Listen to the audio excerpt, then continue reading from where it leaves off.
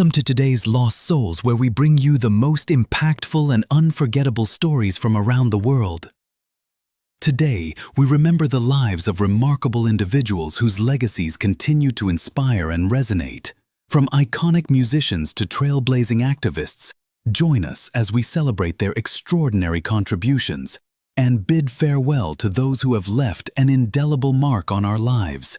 Stay tuned for a journey through their incredible stories. Judy Loe. Judy Loe, a dedicated English actress famous for her extensive television work, passed away at the age of 78 on July 15, 2025, after a brave battle with cancer. Her career spanned over 5 decades, during which she brought to life a rich spectrum of characters that endeared her to audiences across Britain and beyond. Born Judith Margaret Loe on March 6, 1947, in Urmston, Lancashire, England, Judy was the only child of Norman Scarborough Loe and Nancy Jones. She pursued English and drama at the University of Birmingham, setting the foundation for her lifelong passion for acting. Beginning in repertory theatre in Northern England, she built her early career with dedication and skill before transitioning to television in the early 1970s. Loe's breakout role came with the ITV Thames television series Ace of Wands, 1970-1972, where she played Lillian Lully Palmer, a part that showcased her skill in blending mystery and warmth. Over the years, Judy appeared in a variety of British television staples including Z-Cars, Dixon of Dock Green, Armchair Theatre, and ITV Playhouse, making her a familiar and respected presence on British screens.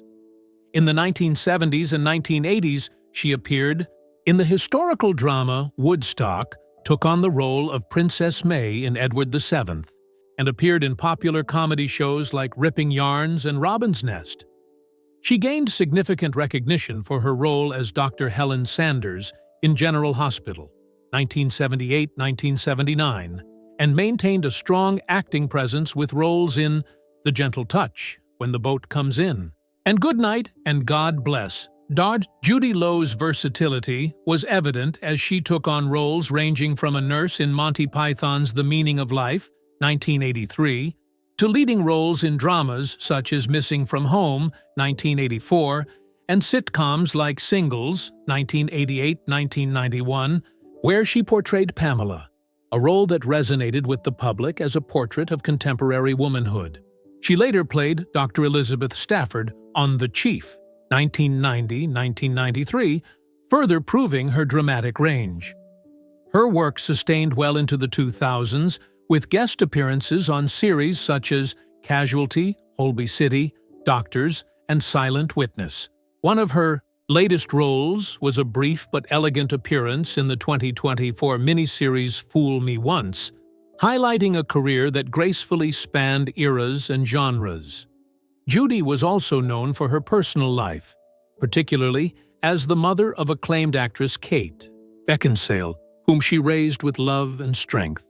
She was married first to actor Richard Beckinsale until his unexpected death in 1979, and later to director Roy Battersby until his passing in 2024. Her influence extended through her family, including her actress daughter and granddaughter, continuing a legacy in the arts. Remembered for both her talent and her kindness, Judy Loe embodied the quintessence of a consummate professional on and off screen. Her passing leaves a heartfelt void in the world of British television, celebrated by colleagues, fans, and family alike for her dedication, warmth, and artistic legacy. Joanna Jo Bacon. Passed away at the age of 72, Joanna Jo Bacon was a beloved British actress known for her charm, versatility, and lasting contributions to theatre, television, and film. She died on June 14, 2025, after a short and brave battle with cancer, leaving behind a legacy cherished by colleagues, friends, and audiences. Born on June 7, 1953, in London, Bacon's artistic journey began in ballet under the tutelage of Leo Kersley and Janet Sinclair. However, her passion soon shifted to acting, prompting her to leave a job at Longman Publishing to pursue drama studies at the Actors Institute in London and further training with Uta Hagen in New York City's HB studio. This formal education set the stage for a lifelong commitment to acting. Jo did not take long to make a mark. She was an original member of the newly established Harlow Theatre Company in 1978, where her stage career flourished. Her theatrical credits included powerful roles as Portia in The Merchant of Venice, Maddie in Dirty Linen, and Beverly in Abigail's Party, complemented by her performances in numerous revues, musicals, and pantomimes at the Harlow Playhouse. Her work also took her to stages at the Duke's Theatre in Lancaster, the Sheffield Crucible, Stratford East, the National Theatre, and the Royal Shakespeare Company in Stratford-upon-Avon. Bacon made a smooth transition to the screen in the 1990s and beyond, appearing in diverse British television productions. She graced popular series such as EastEnders, Minder, Pie in the Sky, A Touch of Frost, Wire in the Blood, The Bill, Casualty, Holby City, and Silent Witness. Her presence added finesse and substance to every project, earning her the respect of audiences and peers alike. Notably, Jo became widely recognized internationally for her role in the 2003 hit romantic comedy Love Actually, where she portrayed Natalie's mother, appearing in a memorable scene with Hugh Grant's character. More recently, she gained critical acclaim for portraying Jackie in the dark comedy series Breeders, 2020-2023, opposite Martin Freeman, a role that earned her steady praise for its warmth and relatable depth. She also appeared as Phyllis Chandler in Moonflower Murders, 2024, further showcasing her versatility. Beyond the camera and stage, Joanna was admired for her wit, passion, and infectious spirit. She remained an ardent supporter of the Harlow Theatre Company, often seen in the audience, notebook in hand, engaged and critical, always encouraging the next generation of actors. Her passing was mourned deeply within the theatrical and television communities. Joanna Bacon's remarkable blend of talent, warmth, and professionalism made her not only an exceptional actress, but also a beloved friend and mentor. Her legacy lives on through her memorable performances and the indelible mark she left on British performing arts. Pik-Sen Lim passed away at the age of 80. Pik-Sen Lim was a pioneering British actress known for her rich and varied career spanning television, film, theater, and even video game narration. She died on June 9, 2025, leaving behind a legacy as one of the most recognizable Chinese actors on British screens during the 1970s and 1980s.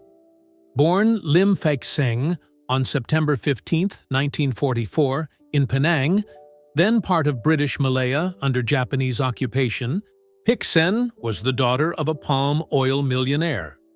Nicknamed Pixie from a young age, she was determined to pursue acting despite her family's reservations.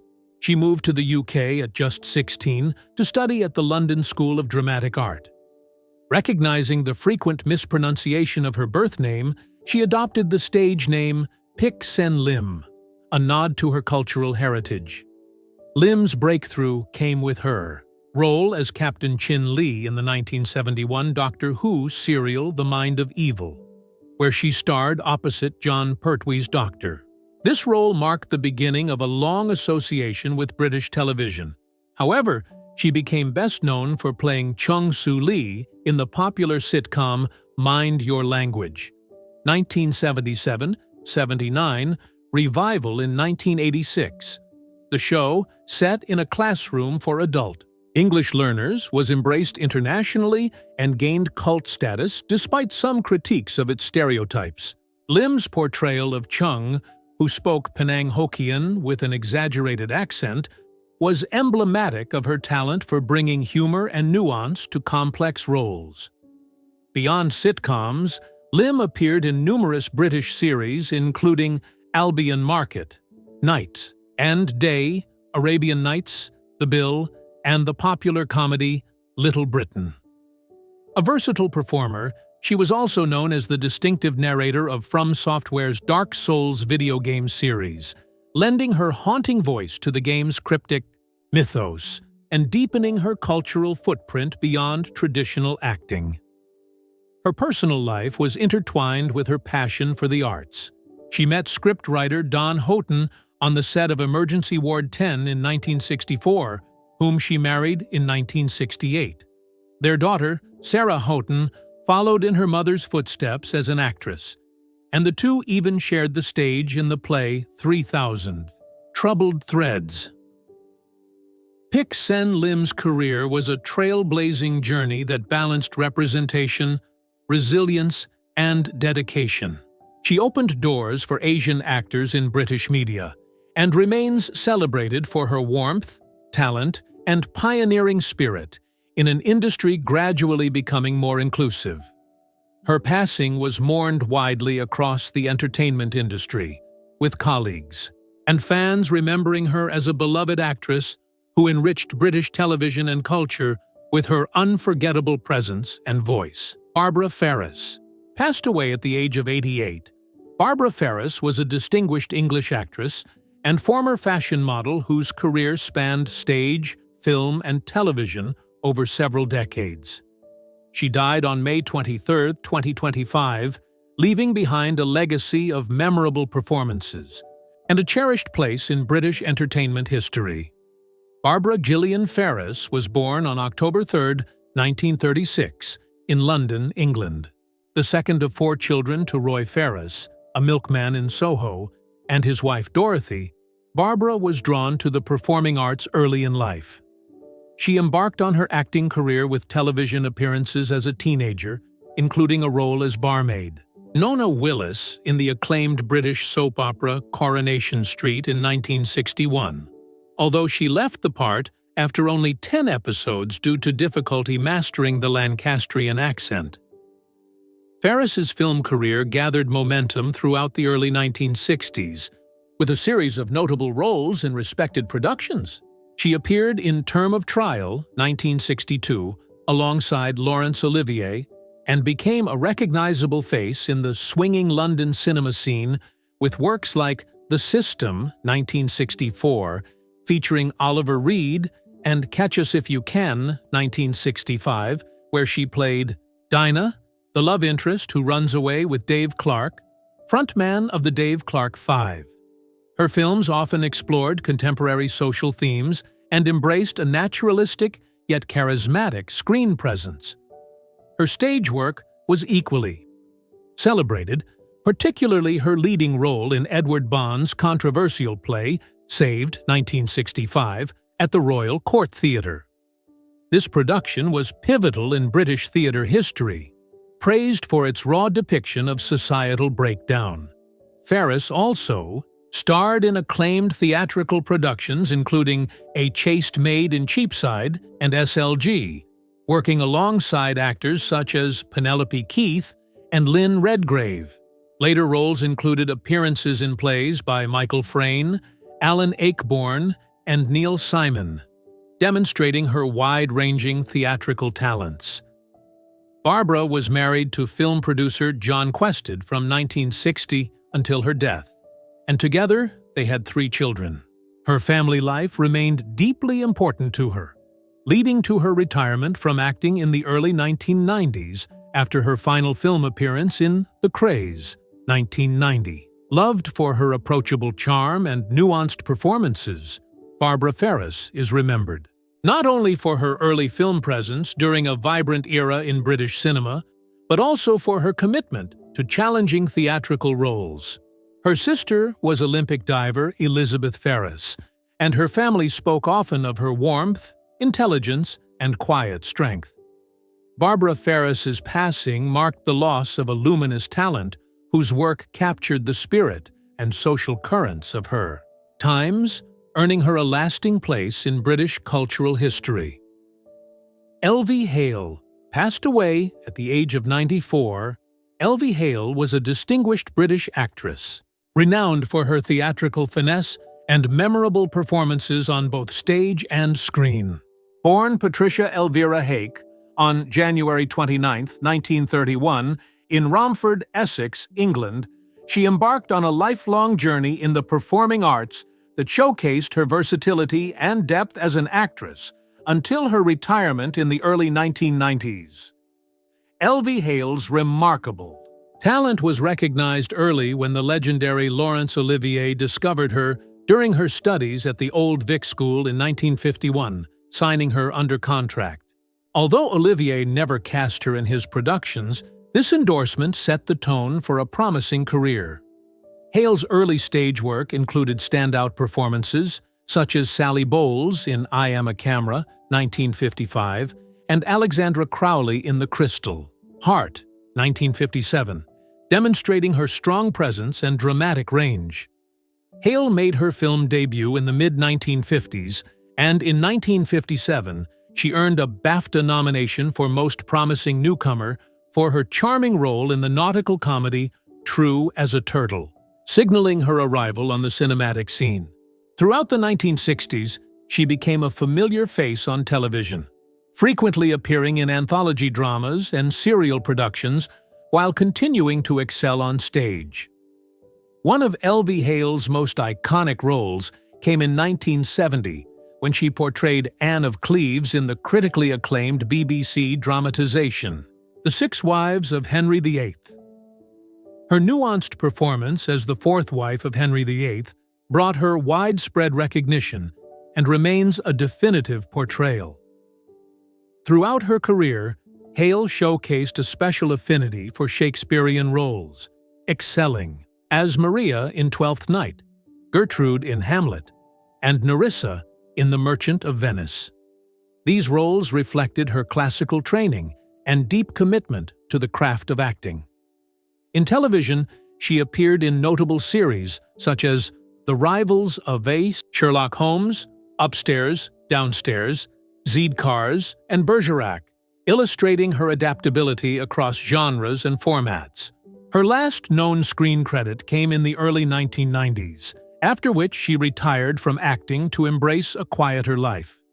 Elvi Hale was married twice, first to actor Mike Morgan until his untimely death in 1958, and later to esteemed character actor George Murcell until his passing in 1998. Despite a career often overshadowed by bigger stars, Hale's dedication and body of work earned her a revered place in British theatre and television history. Her passing on March 1, 2025, was marked by warm tributes from colleagues and fans alike, who remembered her as a talented, elegant actress, whose contributions enriched British performing arts for over 4 decades. Marianne Faithfull. Passed away at the age of 78, Marianne Faithfull was a British singer, songwriter, and actress widely regarded as an enduring icon of the swinging 60s and beyond. She died on January 30, 2025, in London, surrounded by her loving family, leaving behind a legacy marked by immense talent, staggering resilience, and cultural influence spanning music, film, and literature. Born Marianne Evelyn Gabriel Faithfull on December 29, 1946, in Hampstead, London, her early life was shaped by the wartime service of her British intelligence officer, father, and a rich artistic environment. She was introduced to the burgeoning British rock scene as a teenager and quickly rose to fame with the release of As Tears Go By in 1964, a haunting song penned by Mick Jagger and Keith Richards that reached the UK Top 10. This song marked the beginning of a powerful career fueled by her distinctive, ethereal vocals and undeniable presence. Faithfull became a sensation of the 1960s London music scene, often celebrated as the muse and romantic partner of the Rolling Stones' Mick Jagger. Yet her life was far from glamorous behind the scenes. The late 1960s and 1970s saw her plunge into heroin addiction, homelessness, and health struggles that included anorexia and multiple comas. Despite these harrowing challenges, Faithfull emerged transformed, reinventing her voice into a husky, evocative instrument of raw emotion. Her 1979 album Broken English marked a triumphant comeback, showcasing her as a fearless artist with cutting-edge, new wave and rock influences. The album was critically acclaimed and earned her a Grammy nomination. Her artistic contributions extended to film roles including The Girl on a Motorcycle, 1968, and Hamlet, 1969, and she was known for her authentic, intense performances and poetic lyricism. Over her career, she released 21 solo albums and authored 3 autobiographies, chronicling her profound journey through fame, adversity, and redemption. In later years, Faithfull grappled with serious health issues, including breast cancer, emphysema, and a severe bout of COVID-19 in 2020 that left her in a coma for 3 weeks.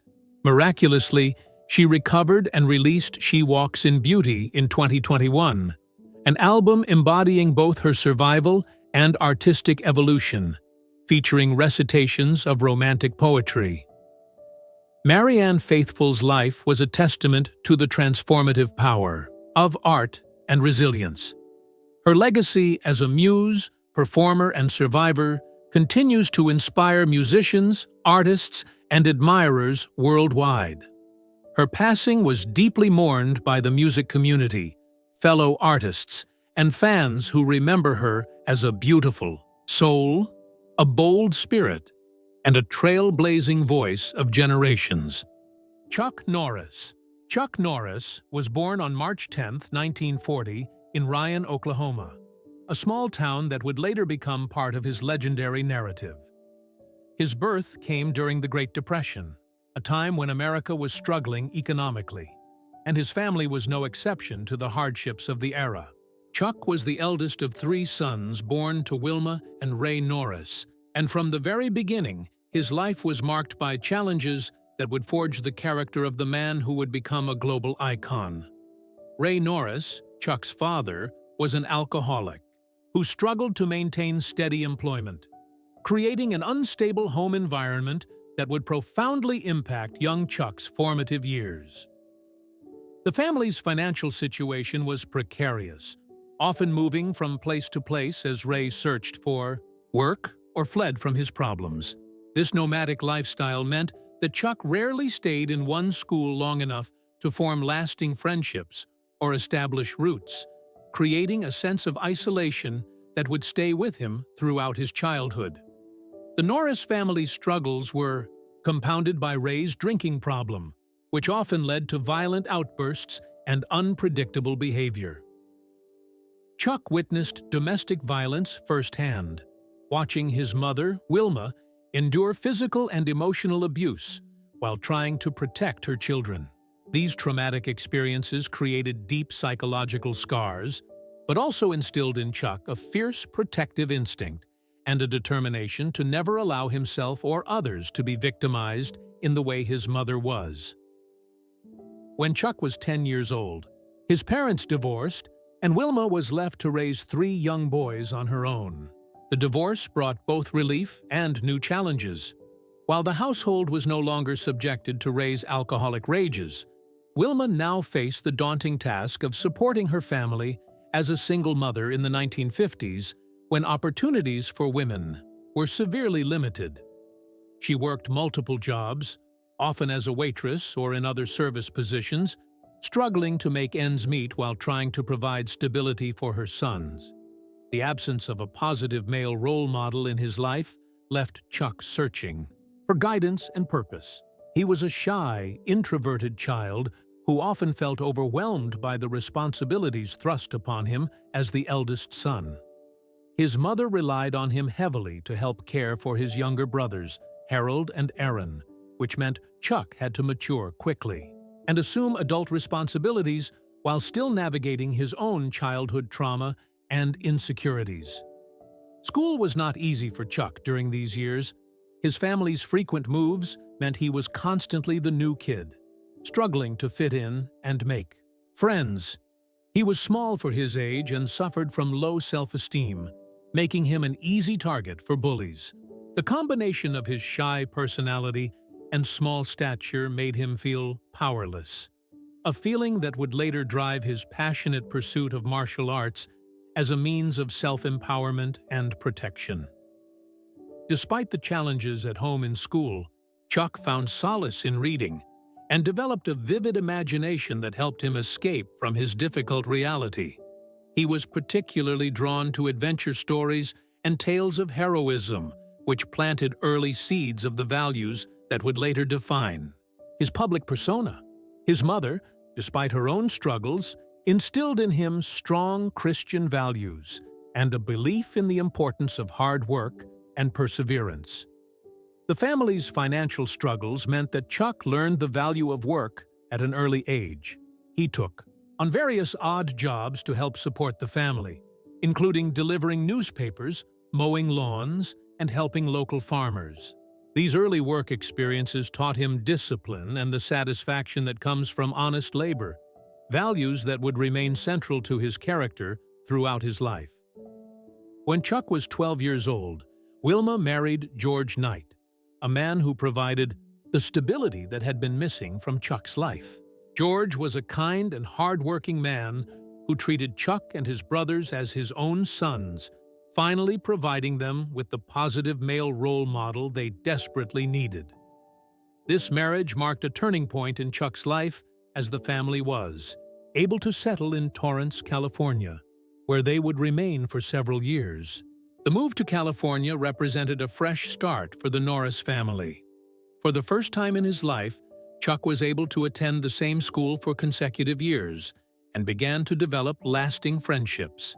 However, the damage from his early childhood experiences had been done, and he continued to struggle with shyness and insecurity. He was still small for his age and felt intimidated by his more confident classmates, particularly those who seemed to excel in sports or other areas where Chuck felt inadequate. It was during his high school years in Torrance that Chuck first encountered martial arts, though he would not begin serious training until later. He became fascinated by the discipline and philosophy associated with Eastern martial arts, seeing them as a potential path to the self-confidence and inner strength he desperately sought. This interest would remain dormant during his teenage years, but would later become the foundation of his transformation from an insecure young man into a confident warrior and eventual celebrity. Chuck's academic performance was average during his high school years. He was not particularly interested in traditional subjects, and often found his mind wandering to thoughts of adventure and heroism. His teachers noted that he was a polite and respectful student, but seemed to lack the motivation and focus necessary for academic excellence. What they didn't realize was that Chuck was still processing the trauma of his early childhood and struggling to find his place in the world. The teenager, who would one day become synonymous with strength and invincibility, was still very much finding his way, dealing with the same insecurities and challenges that face many young people, but with the added burden of a difficult childhood that had left him feeling powerless and uncertain about his future. Little did anyone know that these early struggles would become the driving force behind his later success and his unwavering commitment to helping others overcome their own challenges. Chuck Norris's transformation from a shy, insecure young man to a martial arts champion and Hollywood action star is one of the most remarkable stories in entertainment history. His journey to cinematic success began not in the glittering studios of Hollywood, but in the disciplined world of martial arts, where he would forge the skills, confidence, and philosophy that would later make him a global icon. After high school, Chuck enlisted in the United States Air Force in 1958, where he was stationed at Osan Air Base in South Korea. It was during his military service that he first encountered Tang Soo Do, a Korean martial art that would change the trajectory of his entire life. Initially drawn to martial arts as a way to overcome his childhood insecurities and build physical confidence, Chuck quickly discovered that the discipline offered much more than just fighting techniques. it provided a complete philosophy of self-improvement, respect, and inner strength. Under the tutelage of Korean martial arts masters, Chuck began to transform, not just physically, but mentally and spiritually as well. The shy boy from Oklahoma found himself developing the confidence and discipline that had eluded him throughout his youth. He threw himself into training with the same determination that had helped him survive his difficult childhood. Spending hours perfecting techniques and absorbing the philosophical underpinnings of martial arts that emphasized honor, respect, and the protection of others. When Chuck returned to the United States in 1962, he was a changed man. He continued his martial arts training and began competing in tournaments, quickly establishing himself as a formidable competitor. His natural athletic ability, combined with his intense dedication and the solid foundation he had built in Korea, propelled him to success in the martial arts world. He began teaching martial arts and opened his own schools, building a reputation as both a skilled fighter and an excellent instructor. Chuck's competitive martial arts career was nothing short of spectacular. He won numerous championships and became widely recognized as one of the top martial artists in America. His success in competition led to opportunities to teach celebrity clients, including Steve McQueen, who would become not just a student, but a close friend and mentor. McQueen recognized Chuck's natural charisma and suggested that he consider acting, seeing potential in the martial artist that Chuck himself had not yet recognized. The transition from martial arts champion to movie star began in the early 1970s, when Chuck started taking small roles in films, often as a villain or martial arts expert. His first significant break came when he was cast as the primary antagonist in Bruce Lee's Way of the Dragon, originally titled Return of the Dragon in 1972.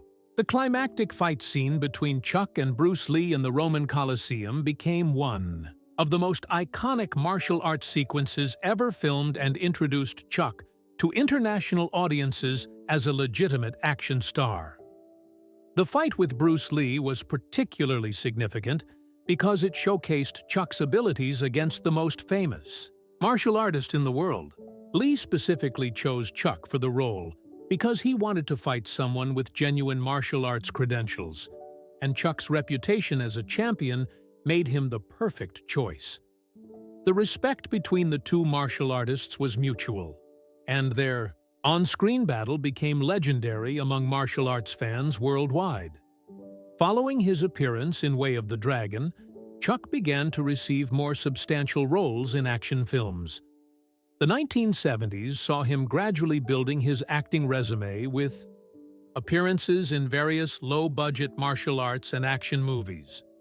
While these early films may not have been major box office successes, they allowed Chuck to develop his screen presence and learn the craft of acting while showcasing his martial arts skills to growing audiences. The breakthrough that would establish Chuck as a major action star came in 1977 with Breaker Breaker. This film marked Chuck's first starring role and demonstrated his ability to carry a picture as the lead character. While the movie was not a critical darling, it proved that audiences were hungry for Chuck's particular brand of action entertainment, combining martial arts with American sensibilities and values. The late 1970s and early 1980s represented the golden age of Chuck Norris films, with a series of action movies that would define his career and establish many of the tropes that would later become associated with his screen persona. Good Guys. Wear Black, 1978, was significant as it established Chuck as an American action hero rather than just a martial arts fighter, incorporating elements of conspiracy thriller into the action formula. A Force of One, 1979, continued to build Chuck's reputation, featuring him as a martial arts champion who helps police investigate drug dealers. The film was notable for its strong supporting cast and for beginning to establish the Chuck Norris formula of combining martial arts action with American values and clear moral distinctions between good and evil. However, It was the Octagon 1980 that truly demonstrated Chuck's box office appeal and established him as a major action star. The film's success proved that Chuck could draw audiences on his own merits without relying on the martial arts movie trend that had been popularized by Bruce Lee. The movie's success led to a series of increasingly popular action films throughout the 1980s. Lone Wolf McQuade, 1983, represented a significant evolution in Chuck's screen persona, presenting him as a modern-day Western hero who combined traditional American values with martial arts skills. The character of Ja-Cor Jedi McQuade became one of Chuck's most popular roles, embodying the independent, principled lawman who refuses to compromise his values even when faced with overwhelming odds.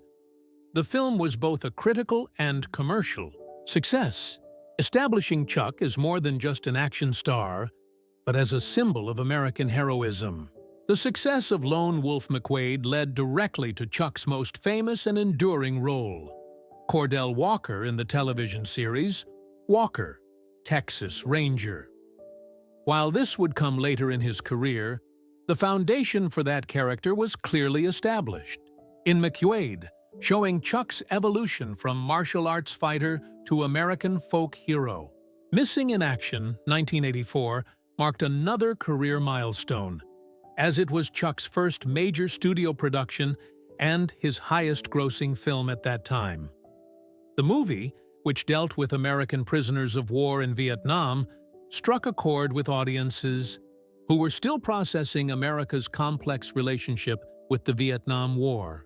Chuck's portrayal of Colonel James Braddock, a former P who returns to Vietnam to rescue his fellow soldiers, combined action entertainment with patriotic themes that resonated strongly with American audiences. The success of Missing in Action spawned two sequels, Missing in Action 2, The Beginning, 1985, and Braddock, Missing in Action 3, 1988, creating Chuck's first major film franchise. These movies established Chuck as one of the premier action stars of the 1980s and demonstrated his ability to create characters that audiences wanted to see again and again. Invasion USA, 1985, represented perhaps the peak of Chuck's 1980s action movie period, featuring him as a one-man army defending America against foreign invasion.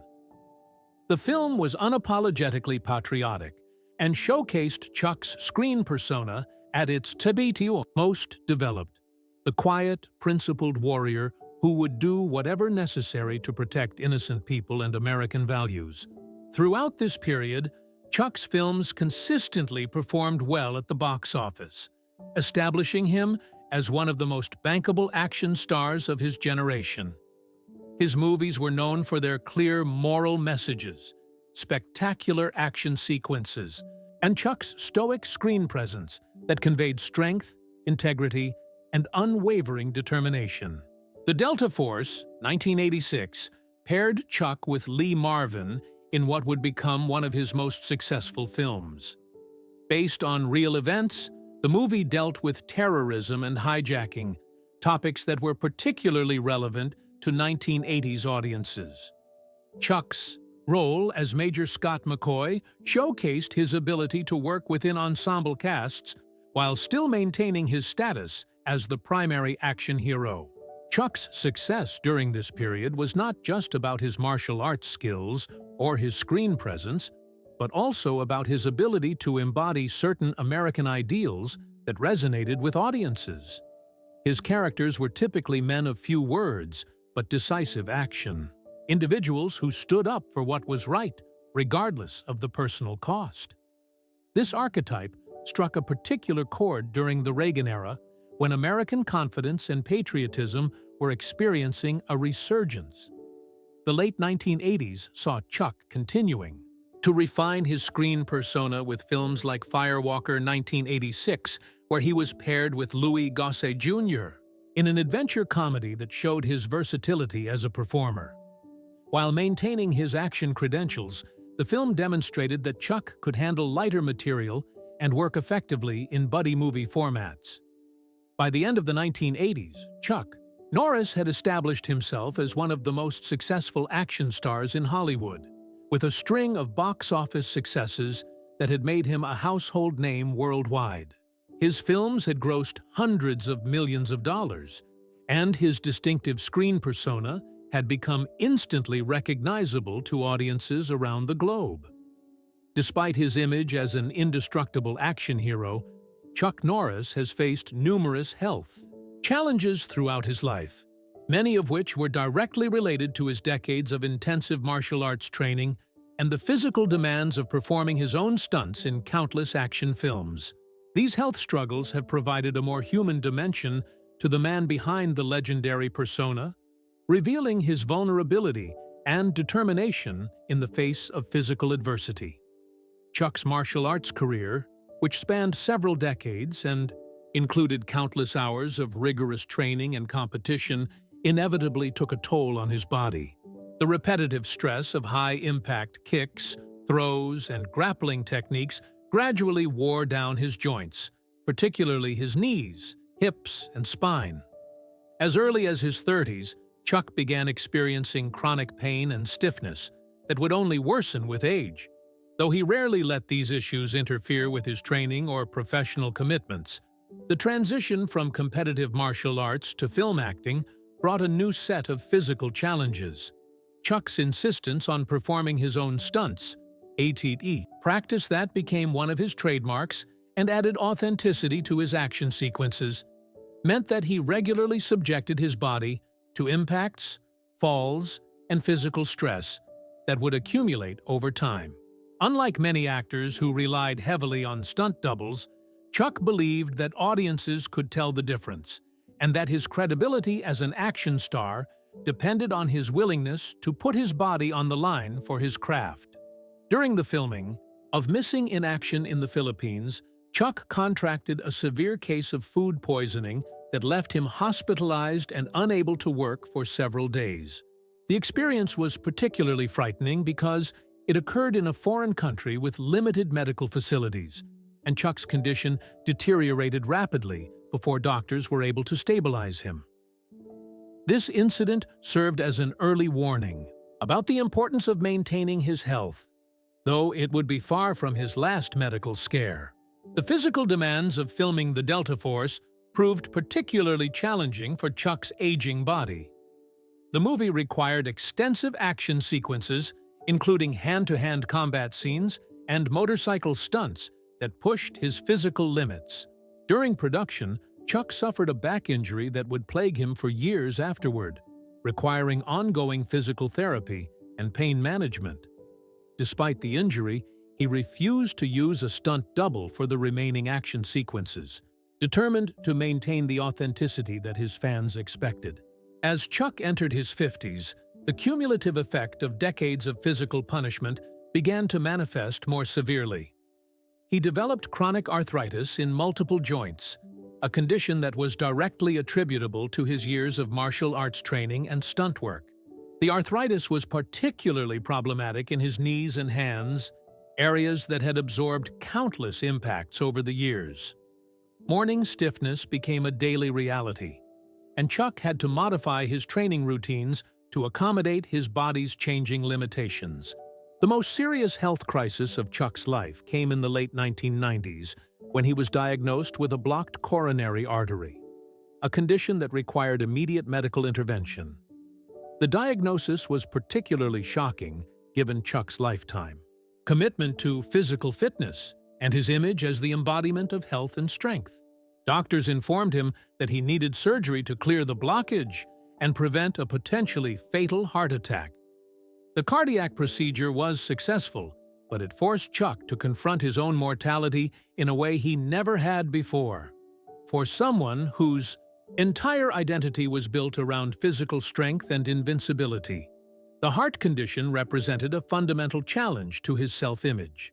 The recovery period was difficult both physically and psychologically, as Chuck struggled to accept that his body was no longer the indestructible machine it had once been. Following his heart surgery, Chuck was forced to make significant lifestyle changes. His doctors prescribed a regimen of cardiac medications and recommended a modified exercise routine that was less intensive than his previous training. The adjustment was difficult for someone who had spent his entire adult life pushing his body to its limits. But Chuck recognized that compliance with medical recommendations was essential for his long-term survival. In the early 2000s, Chuck developed type 2 diabetes, a condition that required ongoing management through diet, exercise, and medication. The diagnosis was particularly frustrating because it came at a time when Chuck was already dealing with the effects of his heart condition and the general wear and tear of aging. Diabetes management became a daily reality, requiring careful monitoring of blood sugar levels and strict adherence to dietary restrictions. The diabetes diagnosis forced Chuck to completely overhaul his diet and eating habits. Gone were the days when he could eat whatever he wanted and rely on intensive training to maintain his physique. Instead, he had to learn to count carbohydrates, monitor portion sizes, and plan meals around his medication schedule. The adjustment was particularly challenging during film productions and public appearances, where catered meals and irregular schedules could disrupt his carefully managed routine. Chuck's wife, Gina, became instrumental in helping him manage his various health conditions. She took on the role of monitoring his medications, ensuring he followed his prescribed diet, and encouraging him to maintain his modified exercise routine even when he was reluctant to do so. Her support was crucial during the periods when Chuck felt discouraged about his declining physical capabilities and struggled to accept his limitations. The combination of heart disease, diabetes, and arthritis created a complex web of health management challenges. Medications for one condition sometimes conflicted with treatments for another, requiring careful coordination with multiple specialists. Chuck had to learn to navigate the healthcare system in a way he never had before, becoming an advocate for his own care while managing the side effects of various treatments. Despite his health challenges, Chuck refused to completely abandon his commitment to physical fitness. Working with his doctors and physical therapists, he developed a modified exercise routine that accommodated his conditions while still allowing him to maintain some level of physical activity. Swimming became a particularly important part of his routine as it provided cardiovascular benefits without putting excessive stress on his arthritic joints. The aging process brought additional challenges beyond Chuck's specific diagnosed conditions. He began experiencing the hearing loss that commonly affects people who have been exposed to loud noises over extended periods. In his case, from firearms used in film productions and martial arts competitions. The hearing loss was gradual but noticeable, requiring hearing aids and making social interactions more challenging. Chuck's experience with chronic pain management became an ongoing struggle that required him to find alternatives to traditional pain medications which could conflict with his diabetes and heart medications. He explored various holistic approaches, including acupuncture, massage therapy, and meditation techniques, some of which provided relief, while others proved ineffective for his particular conditions.